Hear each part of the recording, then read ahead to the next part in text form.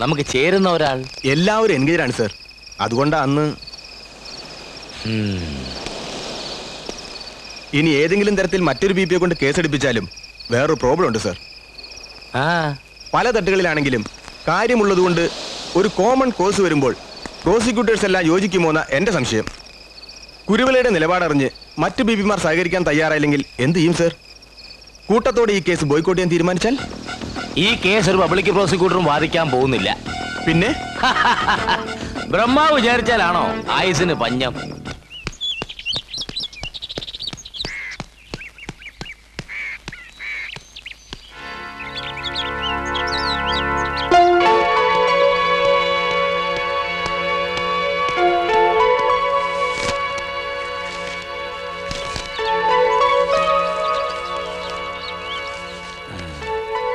കോവിലകം case. സുപ്രസിദ്ധ ക്രിമിനൽ അഭിഭാഷകൻ Jagadish T Nambiar, special prosecutor.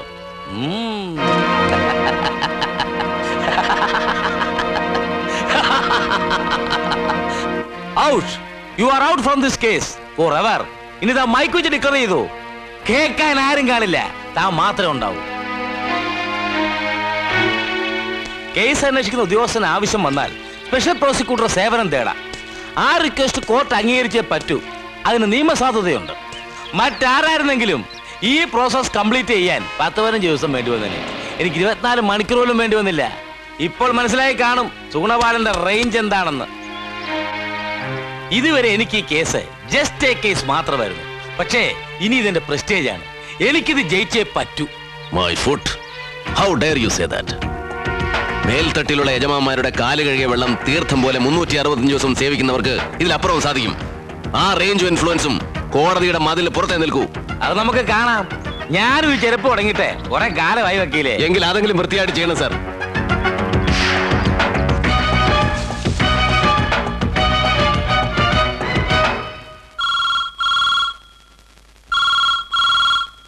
Hello, Jagadish T Nambiar here. Special പ്രോസിക്യൂട്ടറുടെ പണിക്ക് ഗ്ലാമർ ഒന്നും കണ്ടിട്ടല്ല, വല്ലാത്ത പ്രഷർ വന്നു. വളരെ വേണ്ടപ്പെട്ടവർ നിർബന്ധിച്ചാൽ സ്വീകരിക്കാതിരിക്കാൻ പറ്റുമോ? ശരി, ക്ലബിൽ കാണാം. അപ്പോ എവിടെയാ നിർത്തിയത്? ഒന്നാം സാക്ഷി സീതക്കുട്ടിയുടെ അമ്മ. യെസ്, സീതക്കുട്ടിയുടെ അമ്മ. അവരെ ഒഴിവാക്കണം. കാരണം അവര് പ്രൊഫഷണൽ അല്ല. ശരിക്കും ക്രോസ് ചെയ്താൽ പൊട്ടിപ്പോകും. അത് കേസിന് ക്ഷീണാവും. ബാക്കി സാക്ഷികളൊക്കെ ഓക്കെ, തന്റെ സെലക്ഷൻ കൊള്ളാം. പക്ഷേ ഇതൊന്നും പോരാ. ഒരു പ്രധാനപ്പെട്ട സാക്ഷിയും കൂടെ വേണം. ഒരു ഐ വിറ്റ്നസ്, ഒരു പെക്യൂലിയർ നേച്ചറുള്ള ഒരാൾ. അല്ല, ഈ പെക്യുലർ നേച്ചർ എന്ന് വെച്ചാൽ? പെക്യൂലിയർ നേച്ചർ എന്ന് വെച്ചാൽ, ഫോർ എക്സാമ്പിൾ, ഒരു സാക്ഷി ഒരു സംഭവം കണ്ടു എന്ന് കോടതിയിൽ പറയുന്നു. ചുമ്മാ കണ്ടു കേട്ടു എന്ന് പറഞ്ഞാൽ പോരാ. അയാൾ സംഭവ സ്ഥലത്ത് ചെന്നതിനും സംഭവം കണ്ടതിനും യുക്തി വേണം. അല്ലെങ്കിൽ കോടതി അയാളെ ലോണർ എന്ന് പറഞ്ഞ് തള്ളിക്കളയും. നമുക്ക് ഒറിജിനൽ ഐ വിറ്റ്നസ് ഇല്ല. അല്ല, ഒരു വിറ്റ്നസ് ഒറിജിനൽ ഇല്ല. അത് വേറെ കാര്യം. അപ്പോ ഒരു ഐ വിറ്റ്നസിനെ ക്രിയേറ്റ് ചെയ്യണം, കോടതിക്ക് ബോധ്യമാവുന്ന ഒരാളെ. അതിന്റെ ഡീറ്റെയിൽസ് നമുക്ക് പിന്നീട് സംസാരിക്കാം. എന്റെ ഇപ്പോഴത്തെ ടെൻഷൻ അതല്ല. താൻ എന്തിനാ ആവശ്യമില്ലാതെ ആ കുരുവിളയെ പ്രൊവോക്ക് ചെയ്തത്? താൻ അടങ്ങിയിരുന്നെങ്കിൽ അയാൾ ഒരുപക്ഷെ ചുമ്മായിരുന്നേരെ. താൻ അയാളെ ചലഞ്ച് ചെയ്തപ്പോ പ്രശ്നം വഷളായില്ലേ? അയാൾ പ്രോസിക്യൂട്ടർ പണി രാജിവെച്ച് പ്രതിഭാഗം വക്കീലായാൽ എന്ത് ചെയ്യും? പ്രശ്നം തന്നെയാ. തമ്പുരാൻ എന്താ മറുപടി ഒന്നും പറയാത്തത്? വക്കാലത്ത് വരെ കൊടുത്തുപോയോ? അതോ എന്നെ വിശ്വാസമില്ലാഞ്ഞിട്ടാണോ? അല്ല സാർ, സന്തോഷം കൊണ്ട് എനിക്ക് വാക്കുകൾ കിട്ടാഞ്ഞിട്ടാ. ഈശ്വരൻ ഉണ്ടെന്നൊരു വിശ്വാസം ഉണ്ടായിരുന്നുള്ളൂ. ഇപ്പൊ അങ്ങനൊരു ശക്തി ഉണ്ടെന്ന് ബോധ്യായി. പണ്ട് ശ്രീകൃഷ്ണനെ തേടി കുചേലൻ ചെന്നു, ഇന്ന് ഈ കുചേലനെ തേടി. എന്താ തമ്പുരാനെ? ഒന്നുമില്ല, എല്ലാ വഴികളും അടഞ്ഞു. മറ്റൊരു മാർഗവും മനസ്സ് തോന്നിയതുമില്ല. എന്റെ ഉണ്ണിക്ക് സർക്കാർ അനുവദിക്കുന്ന സൗജന്യ വക്കീലേ ഉള്ളൂ എന്ന് തീരുമാനിച്ചുറപ്പിച്ചപ്പോഴാ സാറ്. എന്നെക്കാൾ ഒരുപാട് സീനിയറായ ഒരാൾ എന്നെ സാറേന്ന് വിളിക്കുന്നത് ബുദ്ധിമുട്ടുണ്ടാക്കുന്നു. എന്നെ കണ്ട സീനിയർ ആണെന്ന് തോന്നുന്നു. വലിയൊരു മനുഷ്യന്റെ ജൂനിയർ ആയിരുന്നു ഞാൻ. ഈ പ്രൊഫഷന് വേണ്ട മിനിമം ഡിസിപ്ലിനൊക്കെ അദ്ദേഹം എന്നെ പഠിപ്പിച്ചിട്ടുണ്ട്. അല്ല, ഞാനും ചോദിച്ചോട്ടെ, അധിക പ്രസംഗം തോന്നി ക്ഷമിക്കണം. എന്താ ഈ മാറ്റത്തിന് കാരണം? പ്രധാന കാരണം എന്റെ സീനിയർ എനിക്ക് തന്ന ഉപദേശം തന്നെയാണ്. ഒരു ലോയർക്ക് തന്റെ സാമർഥ്യം കൊണ്ട് ഒരു കുറ്റവാളി രക്ഷപ്പെടുത്താൻ കഴിയും, ശിക്ഷിക്കാനും കഴിയും. പക്ഷേ ഒരു നിരപരാധിയെ രക്ഷിക്കുമ്പോൾ മാത്രമാണ് അയാളുടെ ദൗത്യം പൂർണ്ണമാകുന്നത്. ഏത് പ്രൊഫഷനിലെ അതിന്റെ ചില എത്തിക്സ് ഒക്കെ. വരട്ടെ.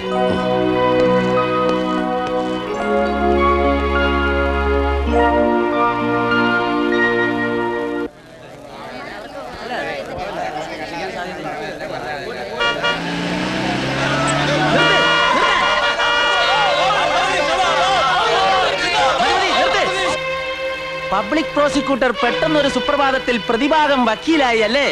പോലീസ് നിങ്ങളും ചേർന്നുള്ള ഈ ഒത്തുമാറ്റം ഞങ്ങൾക്ക് മനസ്സിലായില്ലെന്നാ. പക്ഷെ ഇതുകൊണ്ടൊന്നും തമ്പുരാൻ രക്ഷപ്പെടാൻ പോകുന്നില്ല. രക്ഷപ്പെടാതിരിക്കുന്ന നല്ലത്. ജയിച്ചാലും തോറ്റാലും അയാൾ ശിക്ഷ അനുഭവിക്കും. തോറ്റ് ശിക്ഷ അനുഭവിക്കുന്ന നല്ലത്. ജീവനോടെങ്കിലും ഇരിക്കാം. ഈ പണ്ടവും കുടലൊക്കെ എടുക്കാന്ന് പറഞ്ഞാൽ വളരെ ബുദ്ധിമുട്ടല്ലേ? നമുക്ക് കാണാം. നിങ്ങൾ കണ്ടോ? സാറിനെ വിട്ടേരെ. പൗരസമിതി സിന്ദാബാദ്. ഇൻകുലാബ് സിന്ദാബാദ്. ഒന്ന് ഞാൻ സാറിന്റെ ഡ്രൈവറായിട്ടോ.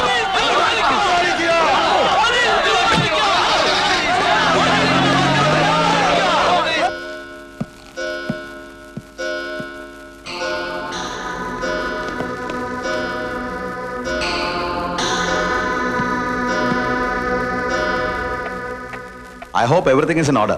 Mr. Nambia, witness examination തുടങ്ങാം.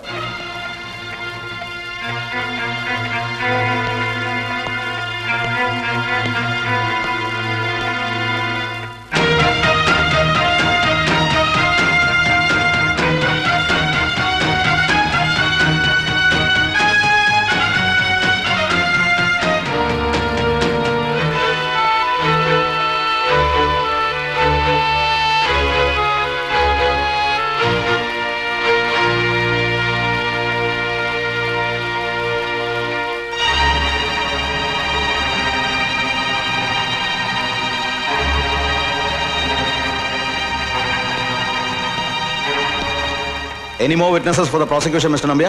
Yes, Your Honor. I have one more witness, and it's an eyewitness. Yes. Kunhiraman Kunhiraman Kunhiraman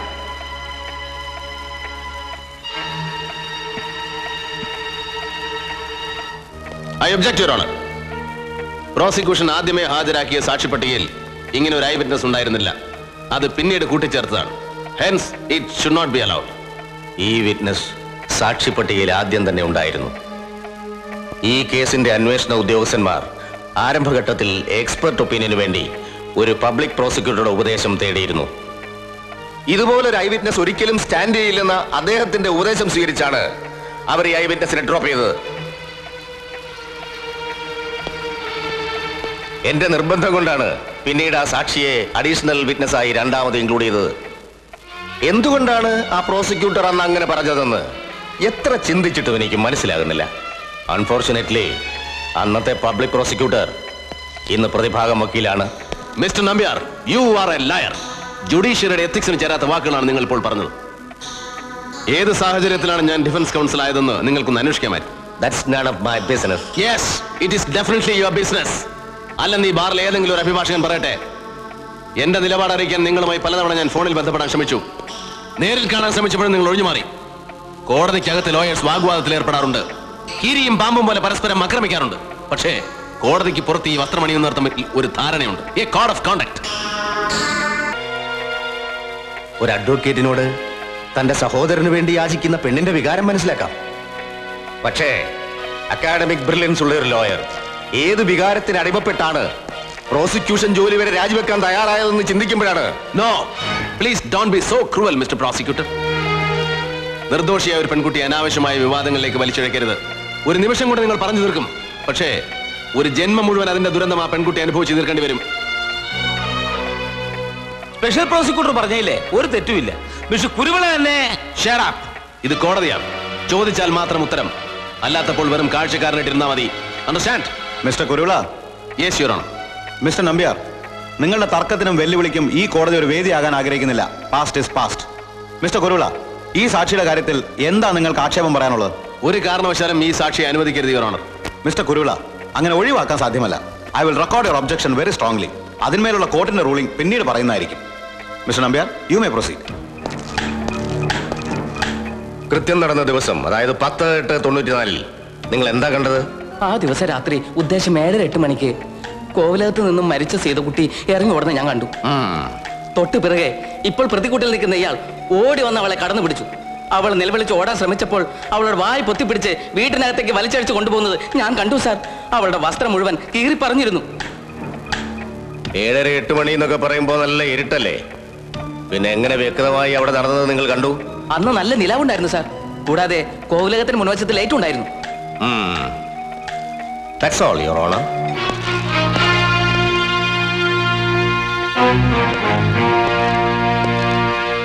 സംഭവം നടക്കുന്നത് എവിടെ നിന്നാ നിങ്ങൾ കണ്ടത്? തെങ്ങിന്റെ മുകളിൽ നിന്നാണ് കണ്ടത്. തെങ്ങിന്റെ മുകളിൽ നിങ്ങൾ അപ്പം എന്ത് ചെയ്യായിരുന്നു? എനിക്ക് മോഷണ സാർ തൊഴില്. വലിയ മോഷണല്ലേ സാർ, തേങ്ങയും മാങ്ങയും അത്രേ ഉള്ളൂ. അങ്ങനെ അന്നൊരു കൃത്യം കണ്ടിട്ട് നിങ്ങൾ എന്തുകൊണ്ട് ഒച്ച വെച്ചില്ല? അവളെ രക്ഷിക്കാൻ ശ്രമിച്ചില്ല? അവളെ രക്ഷിക്കാൻ ശ്രമിച്ച എന്റെ തടി കേടാവും സാർ. തെങ്ങിന്റെ മണ്ടയിൽ കള്ളനെ കണ്ടാൽ ആളുകൾ വെറുതെ വിടുവോ? പിന്നെ എന്തൊരു പോലീസിൽ വിവരം പറഞ്ഞു? കള്ളനെ പോലീസ് വെറുതെ വിടുവോ? പോലീസിൽ ഞാൻ പറഞ്ഞതല്ല, എന്നെ കൊണ്ട് പറയിപ്പിച്ചതാ. മനസ്സിലായില്ല? മറ്റൊരു കേസിൽ എന്നെ പിടിച്ചു ചാലക്കുടി പോലീസ്. അവരെന്നെ ശരിക്കും കൈകാര്യം ചെയ്തപ്പോ അപ്പം നടന്നതും മുമ്പ് നടത്തിയതും എല്ലാം തുറന്നു പറഞ്ഞു പോയി. ചാലക്കുടി പോലീസ് സ്റ്റേഷനിൽ ഇയാളുടെ അറസ്റ്റ് റെക്കോർഡ് ചെയ്തതും ഇയാളുടെ മൊഴിയും മറ്റ് ഡീറ്റെയിൽസും എക്സിബിറ്റ് P29 സമർപ്പിച്ചിട്ടുണ്ട്. യുവർ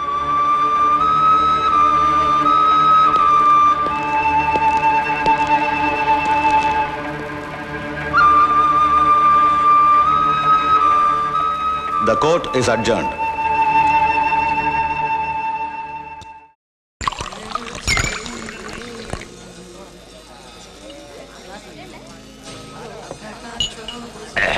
കുഞ്ഞിരാമൻ തകർത്ത് കളഞ്ഞല്ലോ.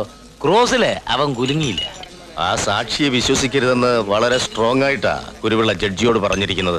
അതിന് ഇനി ആ സാക്ഷിയെ വിശ്വസിക്കുന്നതും വിശ്വസിക്കാതിരിക്കുന്നതും ജഡ്ജിയുടെ മനോധർമ്മം പോലിരിക്കും. മറ്റു തെളിവുകൾ കൂടി സപ്പോർട്ട് ചെയ്താൽ ഒരു പക്ഷേ. ഏതായാലും കേസ് ഇപ്പോ കയ്യാലപ്പുറത്തെ തേങ്ങ പോലെയാ. 3-4 ദിവസത്തിനകം റിസൾട്ട് അറിയാമല്ലോ. Good night. ഓക്കെ.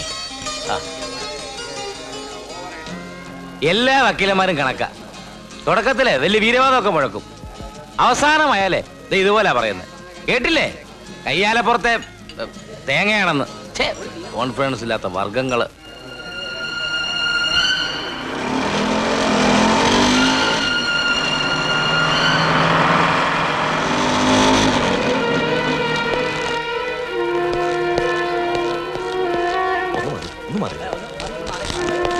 എവിടെ പോയിരുന്നോ ഇത്രയും നേരം? വിധിയൊക്കെ കഴിഞ്ഞു. എന്താ വിധി? ജീവപര്യന്തമാ. തൂക്ക് കിട്ടാത്ത ഭാഗ്യം. ഐ വിറ്റ്നസിനെ കോടതിക്ക് ബോധ്യമായി. അത് തന്നെ കാരണം. താൻ വേഗം ചെന്നാ SP-യുടെയും സ്പെഷ്യൽ പ്രോസിക്യൂട്ടറുടെ ഒക്കെ ഫോട്ടോ എടുക്ക്. എളുപ്പം ചെല്ലടോ. ആ കളറിലും വേണം. ഞാന് ഈ മാറ്റർ ഒന്ന് പ്രസ്സിൽ കൊടുക്കട്ടെ. ശരി. Don't regret, Mr. Kuruvila. Murder കേസുകൾ ഇനിയും വരും. You'll get your chance.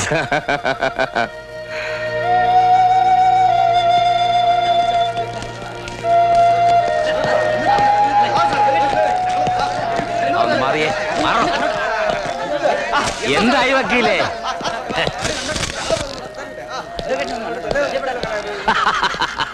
Congratulation.